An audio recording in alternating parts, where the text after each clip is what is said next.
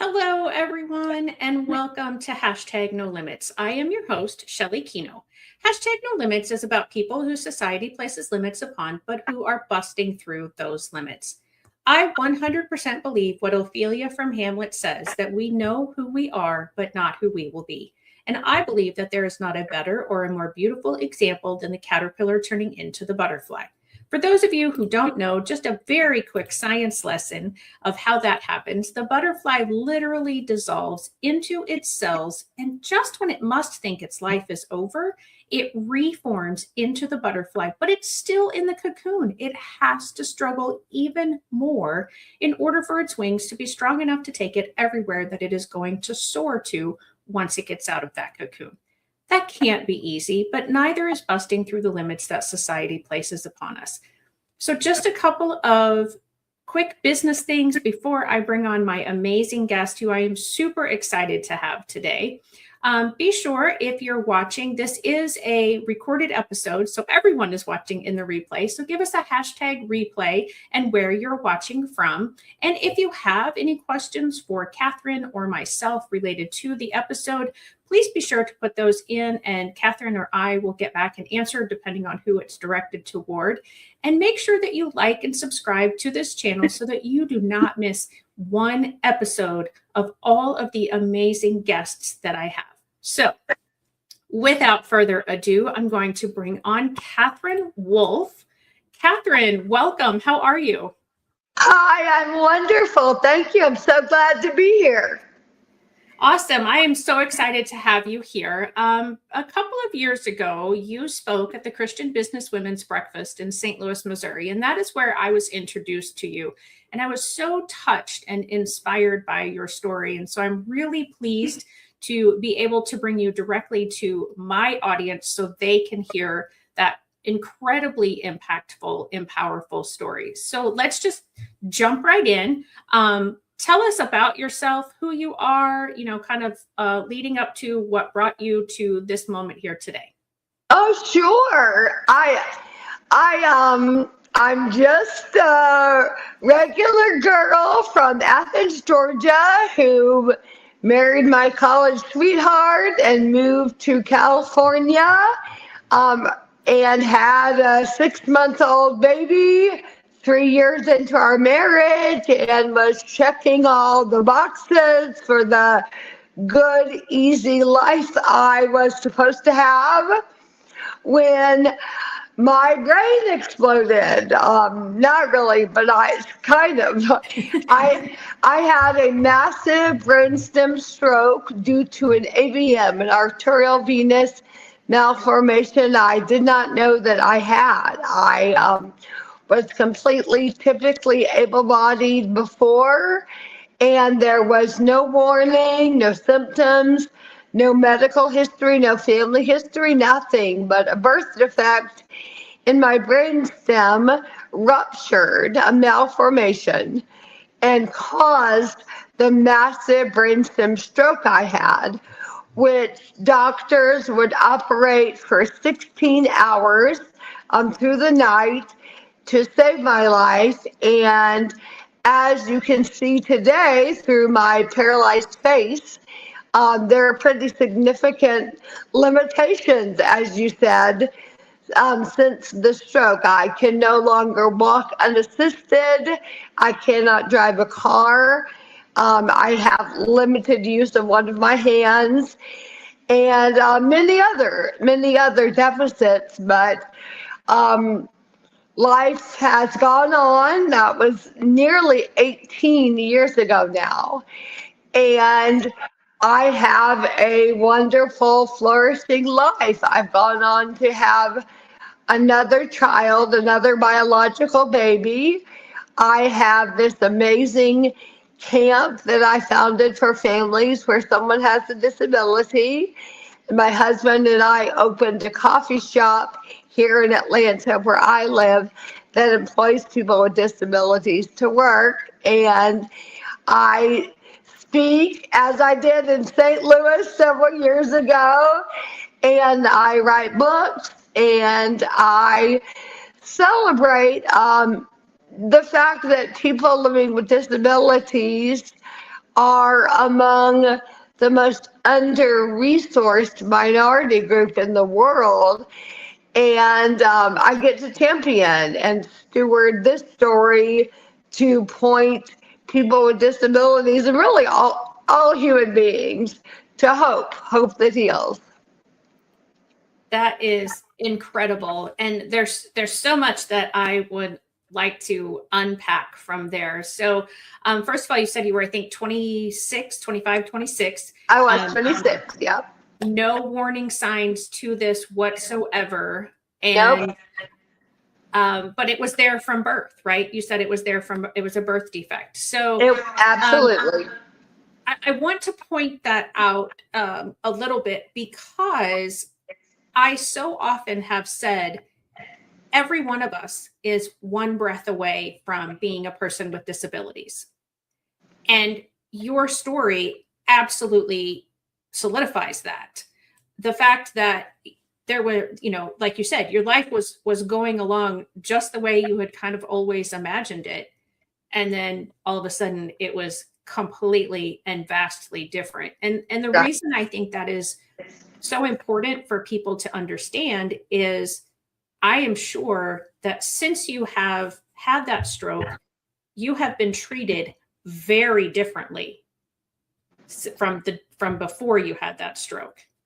And one of my goals with #NoLimits is to get people's perspectives to change about people with disabilities. Because of what I want to talk about next, which is what are some of the ways that you have been treated differently from before stroke to after your stroke? Oh, goodness. Well, there are many. I mean, if you were just to see me in the grocery store, you might assume that I am cognitively impaired and thus speak slower or louder or in a very condescending tone.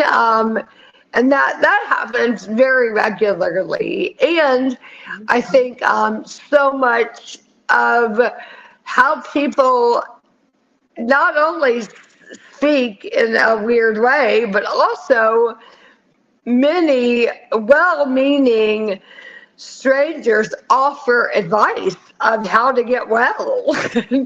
My gosh. Don't you think I've done the thing that you're probably referencing? Like, I really need to get in some cold plunges. Do you really think that's? Yeah. Thank you for that.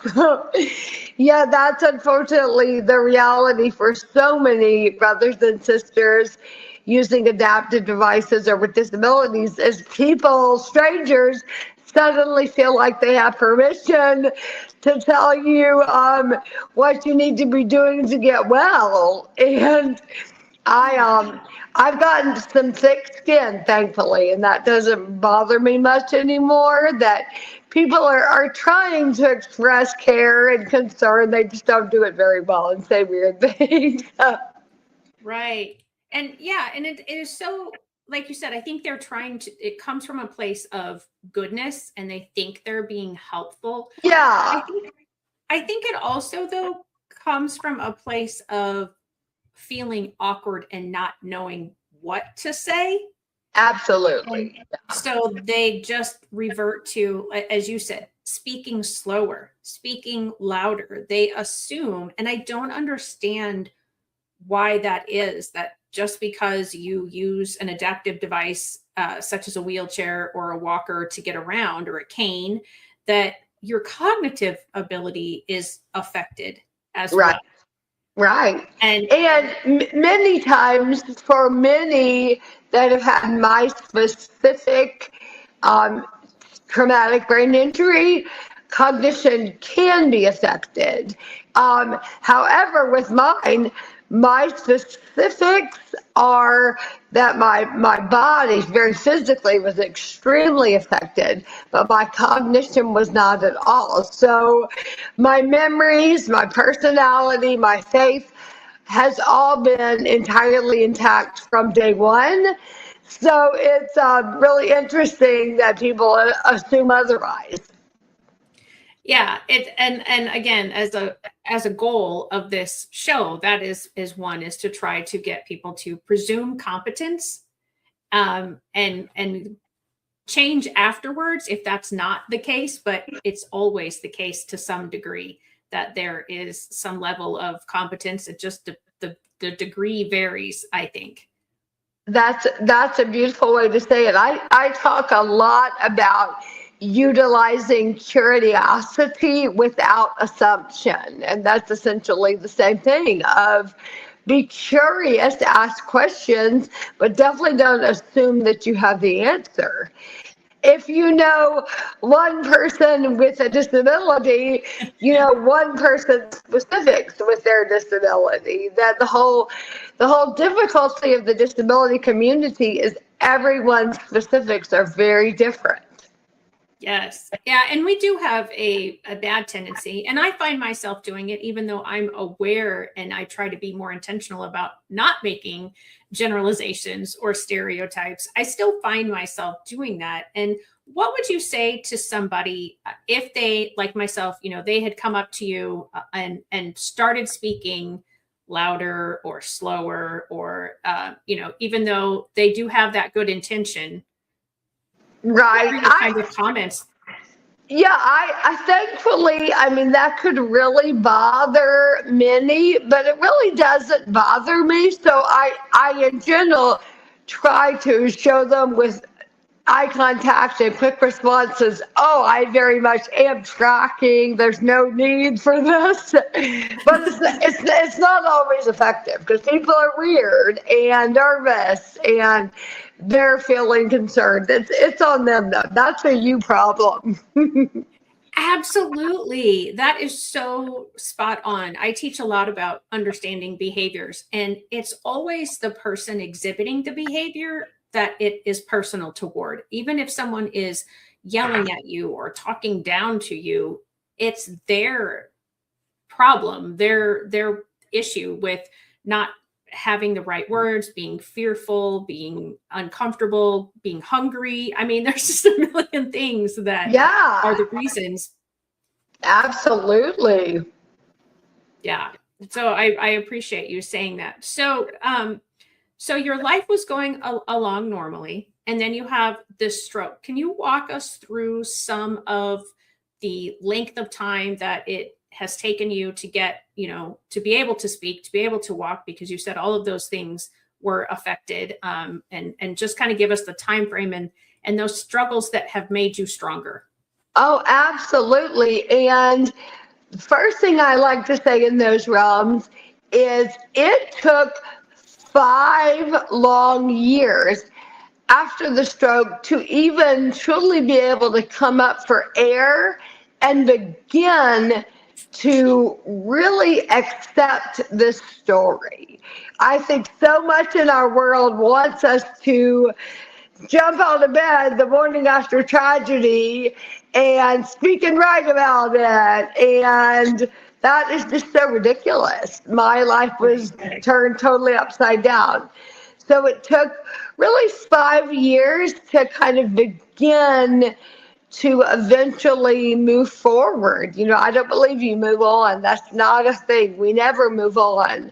I believe we can move forward eventually and begin to radically accept the story that I believe God is writing through my life. And that's what happened. It took initially the actual timeline is I spent 40 days in ICU on life support, 2.5 months in the acute rehab phase of the hospital, a year and a half in group brain rehab, and then was able to move back to a home setting and continue for nearly 3 more years of semi full-time physical, speech, occupational therapy. And after about those first 5 years, I had relearned to walk using a walker and cane, but I largely used a wheelchair, and had begun to accept the things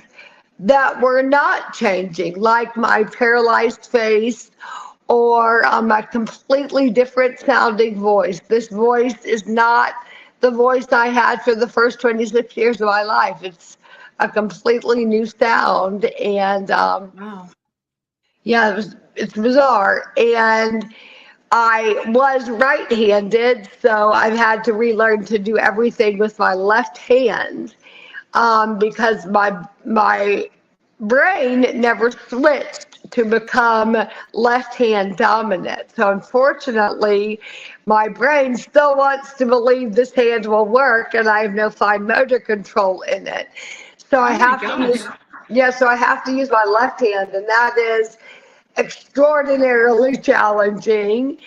And I'm fully deaf in one ear. So after the stroke, um, at a neurological level, hearing is completely impaired in this ear, which actually is one of my biggest issues to date, is not hearing fully out of one ear. It's very difficult. And another unending issue that has been very difficult is I have severe double vision. So, like right now, I see the computer screen, but then I also see another computer screen above this one and to the right. But I know that image is not real.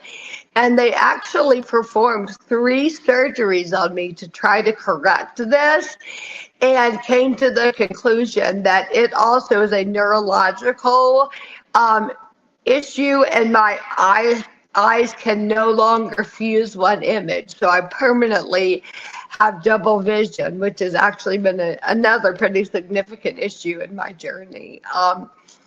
But all of the deficits that are permanent, or at least permanent for now, nearly 18 years later, are stuff I've learned to live with and thrive within. The limitations of this story, there is plenty that is not quote unquote healed. I believe cured is the more appropriate word. However, I have an amazing full life, and I think I have hopefully made peace with the various limitations or deficits in my story. Yeah, I appreciate you sharing so much about that. And I have a friend, and she and I used to do a podcast called Friday with Fran. And we started that after she had a stroke. And she still, to this day, her stroke was, I think, 6 years ago. And she is still struggling with a lot of bodily things not working correctly. And one of them that she really has also, like you, is that double vision. And she, I mean, I can't imagine what that must be like. It makes me think of when I go to the eye doctor every year for my new glasses prescription, and they put 2 different screens up, and then they say, okay, now tell me when they're, aligned, or tell me when they're even. Right. I having to see that all day long, every day, that's exhausting, I would think. It's extremely difficult, as is because there's no hearing in this ear. It's very tricky, and it's bizarre to hear everything from the same ear, so you have no idea where sound is coming from, and the eyes don't track with one image. So I probably significantly have a sensory overload happening almost at all times. But once again, I think part of what I've done that I would appeal to your listeners to do is don't fight it, lean into it.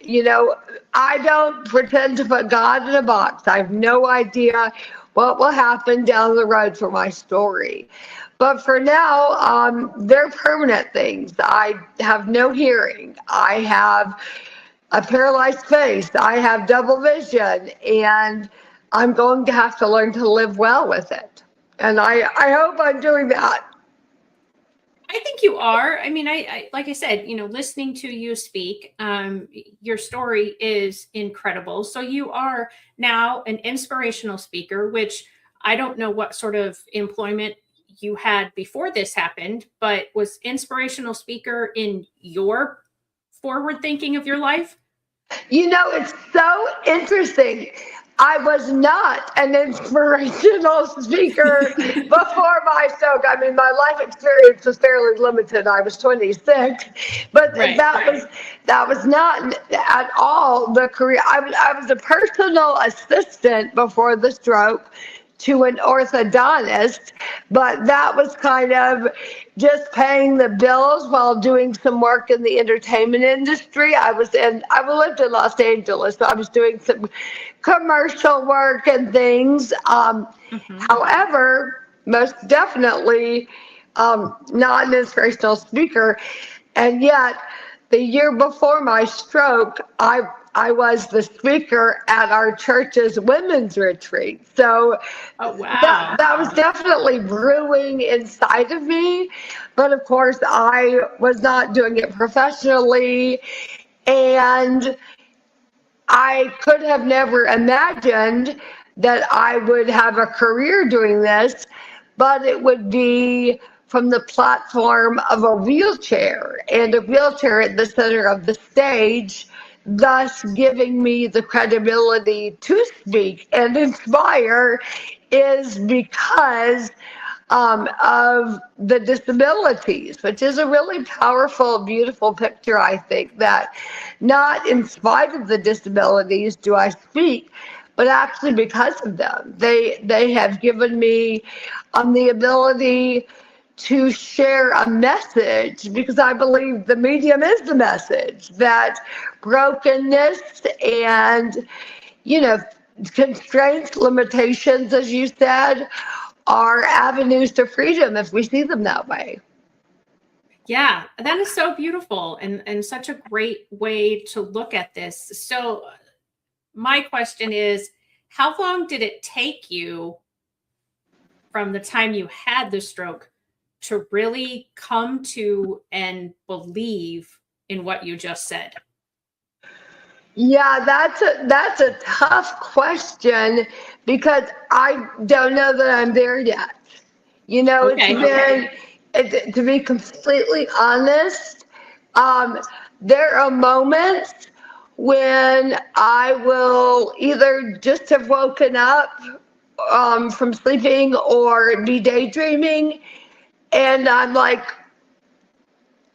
can't believe this happened. I'm still a little bit in shock that this is my life.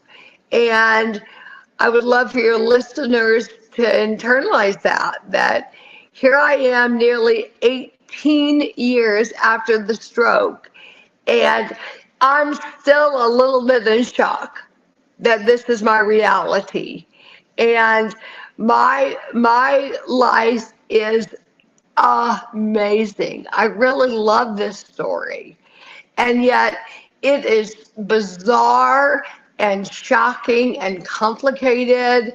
And, I think a lot about the reality that what if that game we play, the what if game, Right. of what if I would have done this? What if I would have done that? What if this would have happened? What if that would have happened? And I've come to realize that that's the wrong question, that what if doesn't matter. It's not real. What if I would have caught this sooner? What if I would have done this different treatment? What if blah, blah, blah. The reality is, what if is not real. The question I believe to be asked is, what is? What is actually in the story? Because that's all that really matters. What if it didn't happen? What is the question we must ask. And I believe we must come to a place of recognizing that what is actually in the story, what remains in the story, can be good things if we have eyes to see it that way. Right. And there is a scripture, and I am bad about remembering actual book and verse numbers, but it says that God will take all things and make them work together for the good of those who believe and trust in him. And Right.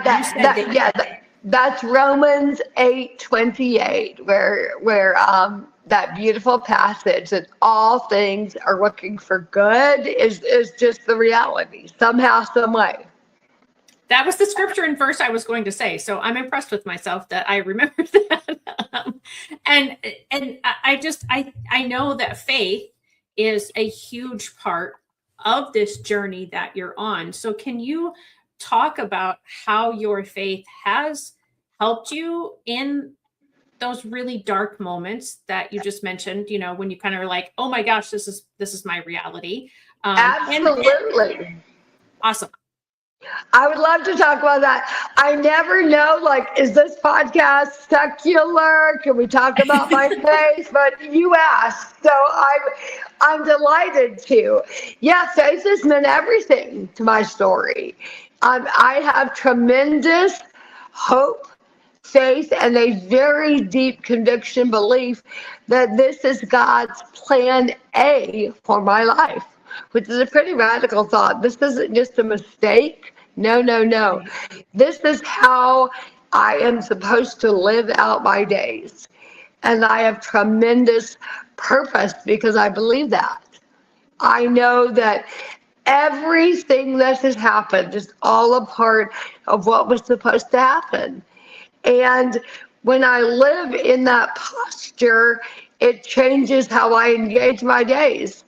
I think I dealt with a lot of feelings of I shouldn't be here. I'm not worthy to be here anymore. My body doesn't work typically. I don't fit in this world.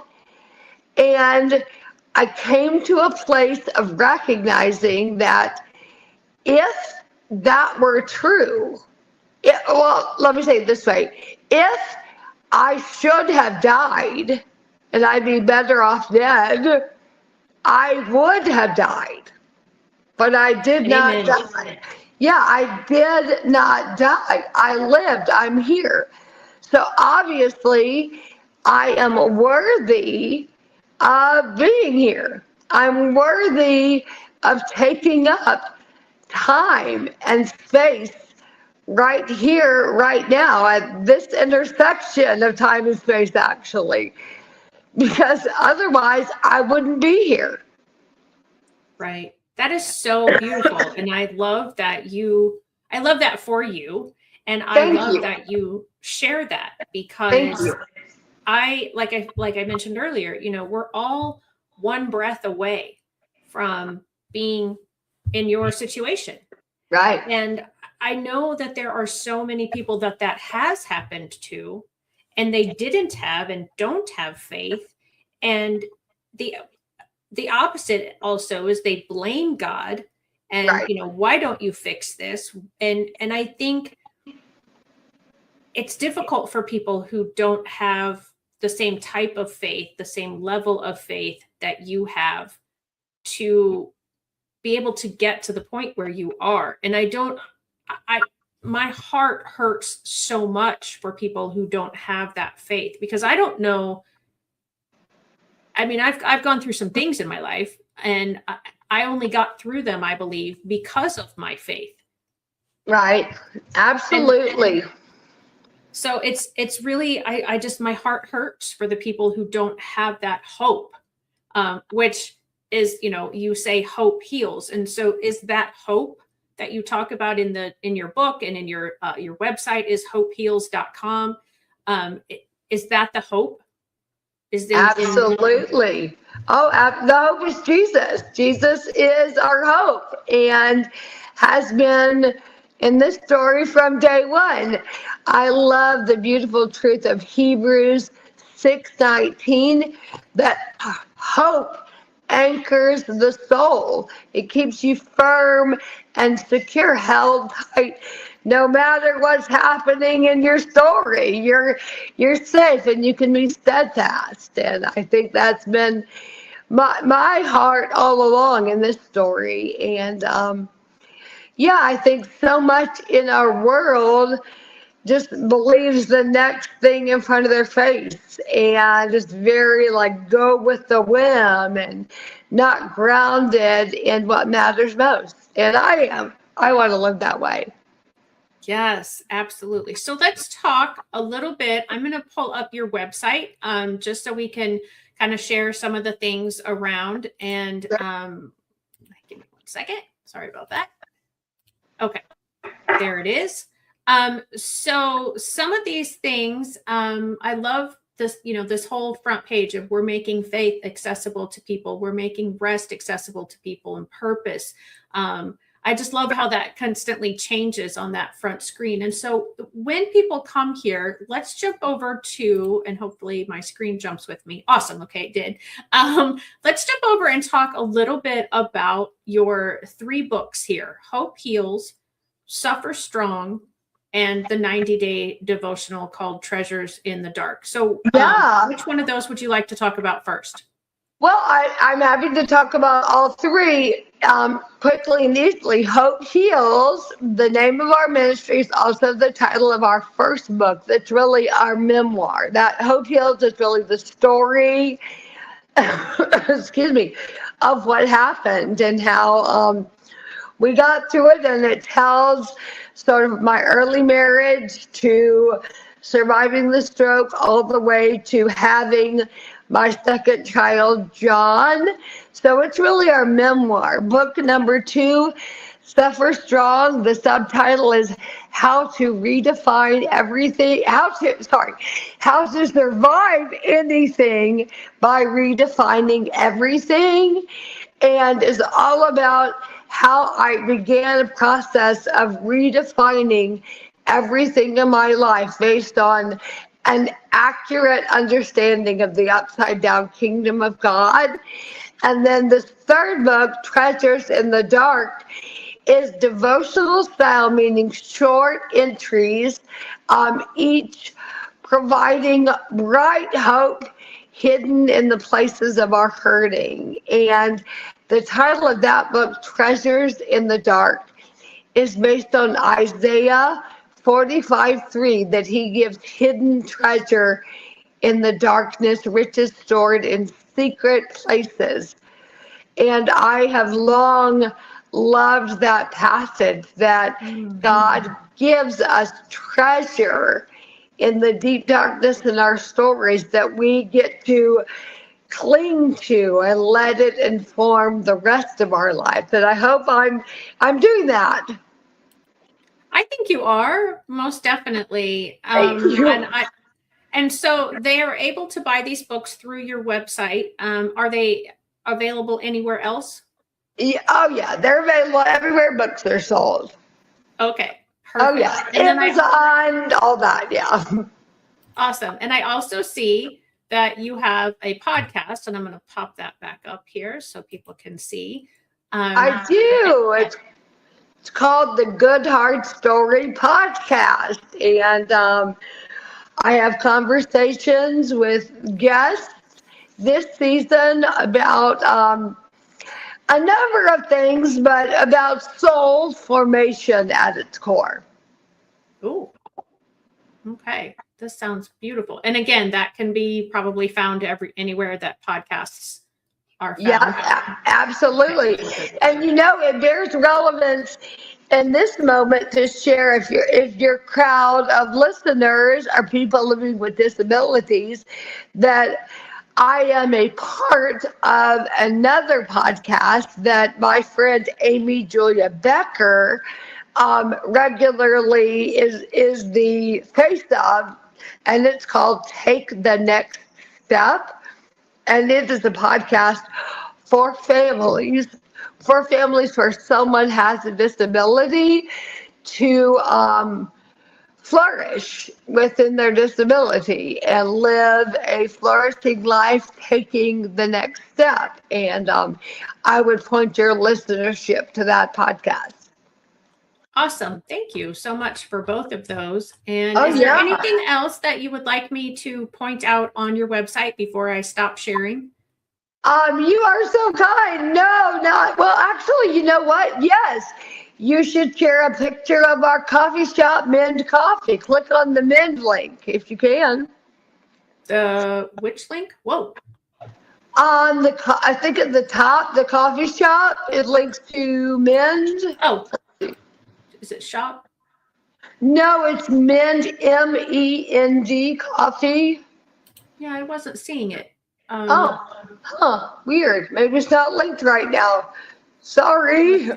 No, that's okay. I've got sacred. Oh, there it is. It's under sacred spaces. Oh, good. Wonderful. Okay. Yeah. So where is this located? It's in Atlanta, Georgia. It's in the heart of Buckhead, which is a region of Atlanta. And you should come next time you're in town. Yeah, this looks beautiful. Are these actual pictures from the shop? Yes. This is beautiful. Thank you. Yeah, I don't get down south very often. And honestly, I try to avoid Atlanta because I usually drive. So I don't want to drive through all the traffic. But right, of course. Now that I have a special reason to go to Roswell Roswell Road, Atlanta, Georgia. So yeah, make sure if you're looking, it's Mend Coffee and Goods. So what is Mend? It's all in capital letters. So I presume it means something. Right. Well, first of all, the name of the coffee shop is Mend, MEND, and Mend has very special significance to our Hope Heals community, because a part of healing anything, we believe, is mending it. And so much of the population of people, young adults in particular, who are living with profound disabilities, is that they are largely aging out of school systems and staying at home with aging parents, and their only social spheres are frequently paid caregivers, and they are usually under or unemployed. So there's really this crisis with young adults with disabilities. So half of our staff at Mend is living with a disability. We call it an interability staff. So half of our staff is typically able-bodied and half have significant disabilities, and everyone is paid the same wage. And it's really glorious. You should come visit. That's awesome. And I'm loving the picture of the coffee shop with there's different butterflies.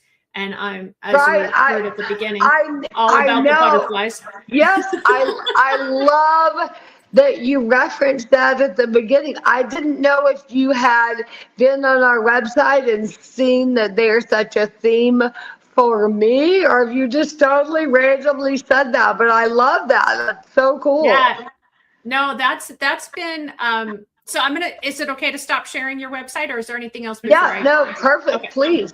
Perfect. And so very much, as a teacher, the butterfly has always been something that I have thought about, because I had seen my students grow from, when I would get them in preschool or kindergarten, first grade. And by the time, they were a few years older, just the differences in them. And I saw this quote so many years ago from Hamlet. Like I said, it's from Ophelia's statement.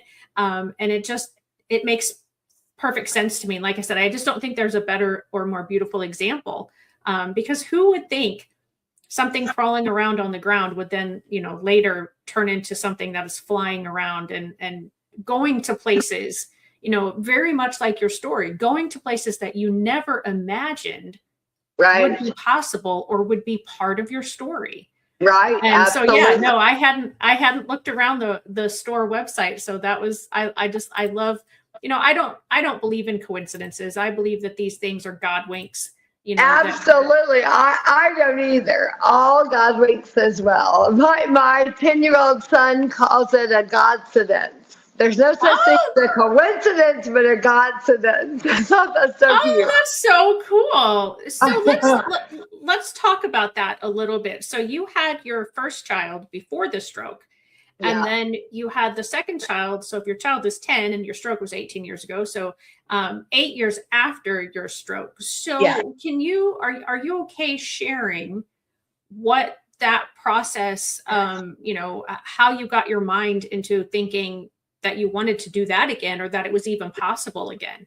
Of course, yes. So yeah, about 7 and a few months after the stroke, I was finally deemed medically able to have children again. I actually had a subsequent aneurysm in my brain, and so once I had, I know, once I had that coiled, then I was deemed medically fit to become pregnant. So it was definitely under the care of medical professionals.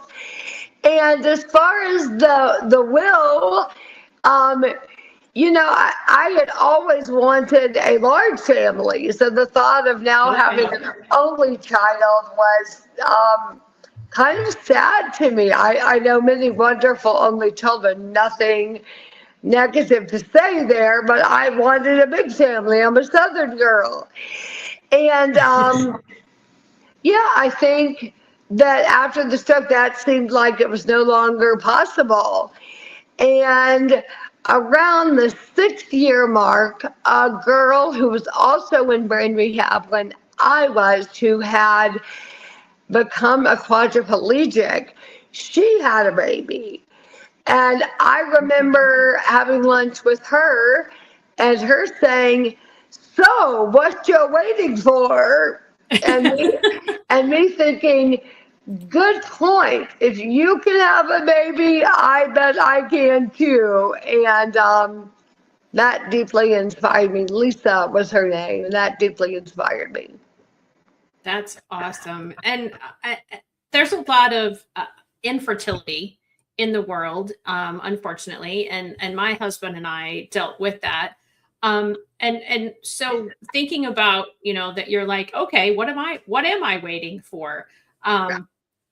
I understand that sort of struggle, of why are we hesitating? Why aren't we moving forward? As you said, there's no getting on, it's moving forward. And I really liked how you worded that you go from where you are.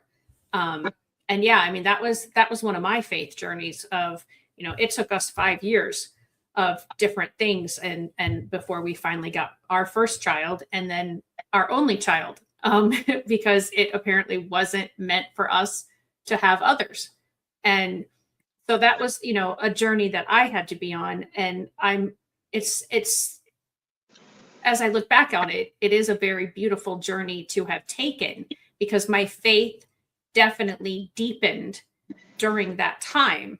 Yeah. So did that also happen for you during that time of, oh, okay, well, yeah, what am I waiting for, until the time it actually, you were given the medical release and then it actually happened?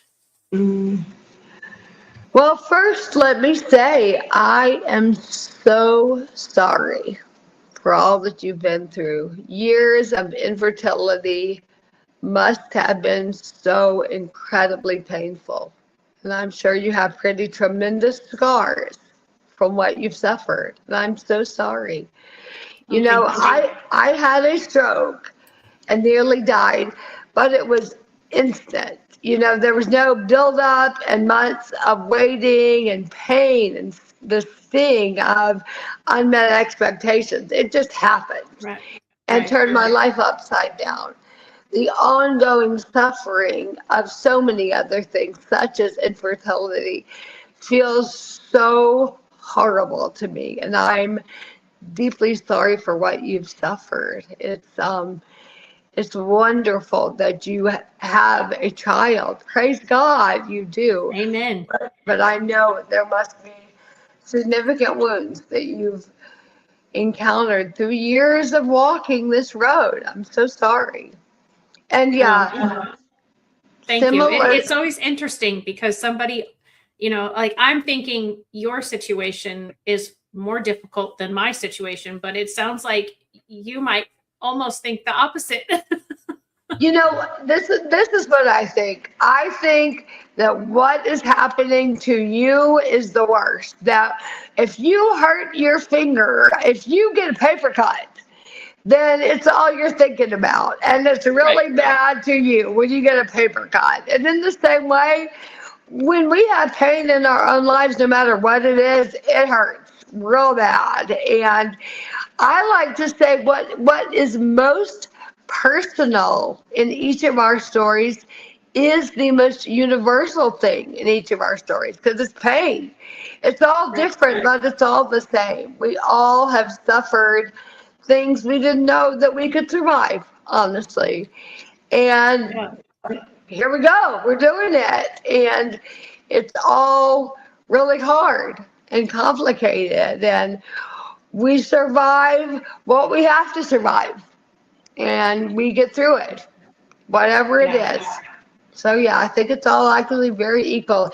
It's different brands of brokenness, but it's the same story of suffering. Ooh, that sounds like a book title. Uh, Different brands of brokenness. Maybe may, that's your next book.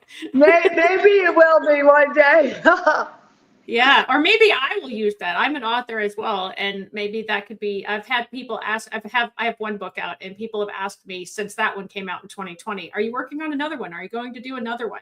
Oh, Um, good. and I was led to write the first one by the Lord, and my answer is for the second one, if the Lord leads me, then it will be written. If he doesn't lead me, Yeah. then I'm not going to do it because he has a purpose for the first book.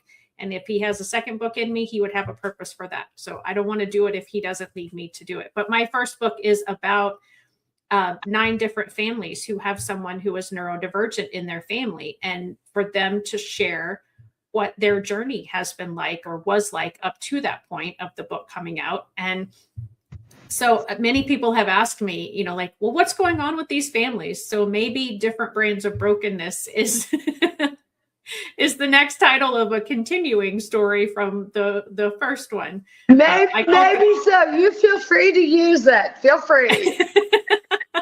Well, I'll tell you what, whichever one of us the Lord leads to write another book first gets that title. How about that? Okay, good deal, good deal.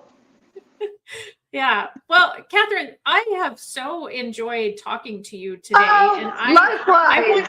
I want to talk before, though, we go about your Hope Heals camp. You mentioned it before, but we really didn't dig into what it does, who it's for, how it operates, how people apply, and all of that sort of stuff. So can you go through some of that with us right now?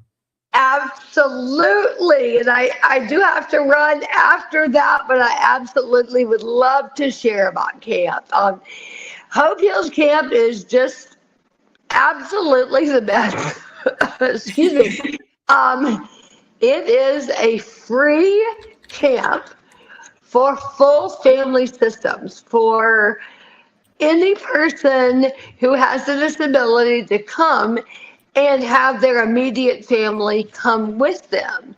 So it's very, very special. It is the only camp that we know of in the entire world that is fully free of cost, that is any diagnosis, any age can join from any region of the world. And currently we have people coming from over 41 states and 5 different countries to be a part of this camp. And it is glorious. When you gather a large group of people with disabilities, you think it would be very sad, but it isn't at all. In fact, there is this crazy electric emotion between people who finally get it with each other. They're with others who are living a similar story. We call it a shoulders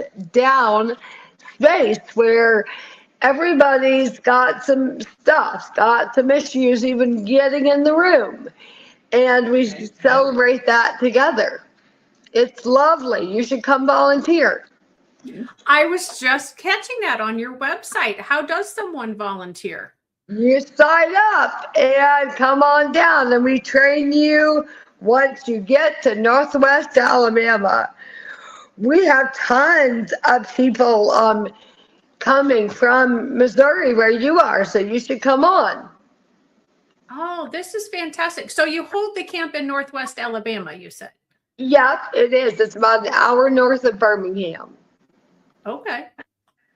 Yes, I will definitely be looking into that. And thank you so much for sharing about that and for doing that. To make it free for families is absolutely incredible, and I'm sure divinely arranged.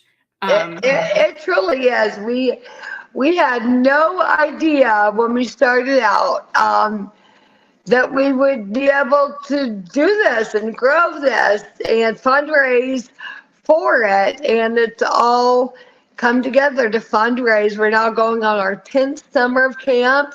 We've had over 9,000 participants in these last 10 years, and it's been absolutely amazing. I could not have imagined that it would have such impact and be so important. So it's a joy.